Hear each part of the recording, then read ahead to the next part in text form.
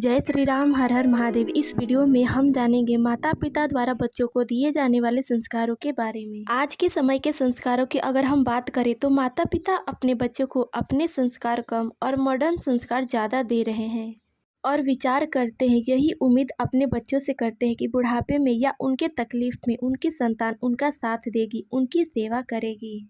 लेकिन आज के समय में लगभग 100% में से 95% माता पिता अपने बच्चों को मॉडर्न ज्ञान देना, मॉडर्न पहनावा, मॉडर्न रहन सहन, मॉडर्न खान पान, मॉडर्न विचार देने में ही अपने आप में गर्व महसूस करते हैं। उन्हें यह लगता है कि हमारा बच्चा या हमारी संतान अगर मॉडर्न संस्कृति अपना रही है तो यह बहुत संस्कारवान है। लेकिन ऐसे माता पिता यह भूल जाते हैं कि आज जो संस्कार मैं अपनी संतान को दे रहा हूँ वही संस्कार मेरी संतान कल मुझे भी देगी। और जब माता पिता बुढ़ापे में आते हैं या कोई तकलीफ में होते हैं तो वही मॉडर्न बच्चे अपने माँ बाप को छोड़ देते हैं और बाद में माता पिता का यही जवाब होता है कि हमारा बेटा नालायक है, उसने हमारी सेवा नहीं की, उसने हमें सहारा नहीं दिया, इत्यादि बातें कहते फिरते हैं। ऐसे माँ बाप से यही कहना है कि आप लोग अपनी मकान की नींव को जितना मजबूत बनवाओगे वो उतना ही ऊपर बढ़ती जाएगी। यदि मकान की नींव ही मजबूत नहीं रहेगी तो 4 मंजिला मकान का भी कोई भरोसा नहीं होता। ठीक उसी प्रकार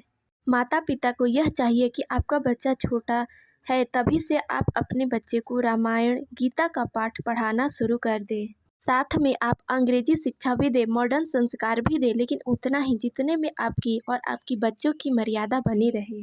माता पिता को चाहिए कि अपने बच्चों को छोटी उम्र से ही धर्म, सेवा, पूजा, भक्ति इत्यादि के बारे में भी चर्चा करें तथा उनसे करवाएं। रामचरितमानस पढ़ाएं जिससे उन्हें यह ज्ञान मिले कि माता पिता की सेवा क्यों करनी चाहिए, जीवन में मर्यादा कितनी जरूरी है। गीता से हमें हमारे जीवन में क्या क्या सीख मिलती है, पुराणों से हमारे जीवन में कितना प्रकाश और आनंद की अनुभूति होती है। भगवान की भक्ति से हमारा जीवन परमानंद को प्राप्त होता है। कहते हैं कि अगर घड़ा यानी कि मिट्टी का बर्तन कच्चा होता है तो उसे किसी भी आकृति में ढाला जा सकता है, लेकिन वही घड़ा या मिट्टी का बर्तन जब पका हुआ है उस पर आप कोई आकृति नहीं दे सकते।